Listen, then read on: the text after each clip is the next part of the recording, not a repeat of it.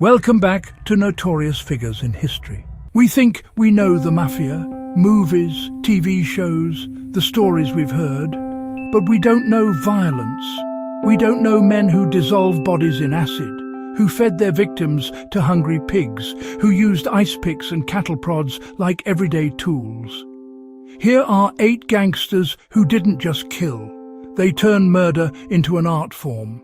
Some you've heard of, most you haven't. They all drowned, dissolved, dismembered, and buried their way to the top. Harry Strauss was the most creative killer Murder Inc. ever produced. He killed over 100 men, some historians say as many as 500. He used guns, ice picks, drowning, live burial, and strangulation. He never carried a weapon. He'd scout his murder spot and use whatever tool he found there. A hammer, a rope, a fire extinguisher. Whatever was lying around became his weapon. He was arrested 18 times, but never convicted until 1940. He tried to feign insanity in court to avoid the electric chair. It didn't work. He was executed in Sing Sing in 1941. Pittsburgh Phil wasn't a serial killer. He was just another slayer in the stable of Murder Inc. Giuseppe Greco killed up to 300 victims for the Corleonese clan during the Sicilian Mafia war of the late 1970s. He led an armed death squad that was lit, but what made Greco truly terrifying was his method. He dissolved bodies in acid and fed others to hungry pigs. He admitted that sometimes he killed just for the thrill. Yet his name remains virtually unknown in America. He was gunned down in 1985. His own boss ordered his death and had his body dissolved in acid. The same end he had given his dozens of victims. As a child, Thomas Pitera was bullied because of his high-pitched voice. He learned martial arts to defend himself. Then he became one of the most feared hitmen in Bonanno family history. He was suspected of killing up to 60 people. He dismembered bodies and kept trophies, wedding bands and other souvenirs from his victims. One DEA agent said, "Tommy was a psychopath, an animal. He'd walk into a social club and the guys would all turn to face him. No one wanted their back to Tommy Pitera. He's serving life in prison today." Sam DeStefano was so unhinged that the Chicago outfit refused to make him an official member. They used him for his skills, but they wouldn't trust him with a button. He built a soundproof torture chamber in the basement of his apartment. His tools? A cattle prod, a meat grinder, a hammer, but his favorite was an ice pick.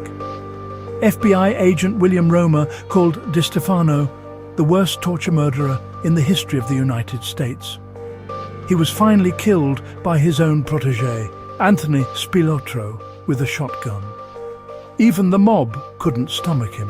Joseph Barbosa earned his nickname the Animal after settling a dispute with another mobster using his teeth. He was a Portuguese immigrant from New Bedford who became one of the most feared hitmen for New England's patriarcha crime family. He admitted to killing 26 men. In 1967, he became the first gangster to testify against the Mafia in a criminal trial, and the first person ever placed in witness protection. But Barbosa was a liar. He helped frame 4 innocent men for a murder he actually committed. Witness protection failed him. He was tracked down and shot dead in San Francisco in 1976. Frank Abbandando was a contract killer for Murder Inc. in the 1940s. His specialty? Killing with an ice pick, and sometimes a meat cleaver. He was nicknamed the Dasher because of his speed. He was sentenced to death in the electric chair, twice. His first conviction was overturned. The second one stuck. He died in Sing Sing in 1942. He was 31 years old. Salvatore Briguglio was a Genovese family hitman who started as a bartender at the Port Said Social Club in New York. He later became a union agent, but he was more than that. A 1978 police report described him as a known killer for the Genovese family. His most infamous connection: the disappearance of Jimmy Hoffa. Briguglio was a key suspect in the Teamster boss's 1975 disappearance. Alongside his brother and Salvatore Briguglio, he was suspected of being one of the men who took out Hoffa. Briguglio was shot to death in 1978 by a shotgun-wielding gunman near his home in New York. His story remains one of the most mysterious in Mafia history.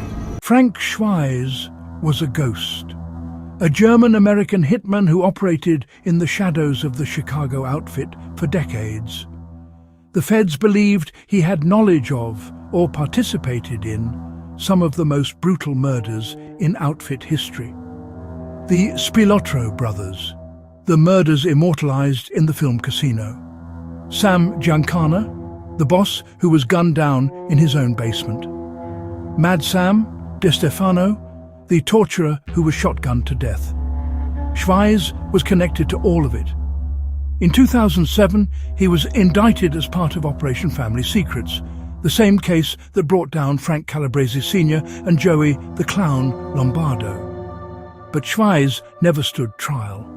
He was too sick. He died of cancer in 2008, taking his secrets to the grave. Frank the German was one of the most elusive and dangerous men in Chicago mob history, and he never said a word. So, who's the most ruthless gangster to ever walk the earth? Strauss killed hundreds with whatever he could find. Greco killed hundreds and dissolved bodies in acid. DeStefano built a torture chamber in his basement. But the truth is, every single one of them is a monster. And they all ended the same way: dead, in prison, or in the electric chair. Subscribe! Your comments are encouraged. Oh, and by the way, if you enjoyed these Mafia stories of power and brutality, here's how you can own a piece of that mob life history. We have vintage collectible trading cards of the figures we cover. Relics you can actually hold and touch. The link to our store is on the description. Check them out and support the channel. Be sure to watch our other episodes. Until next time, cheers.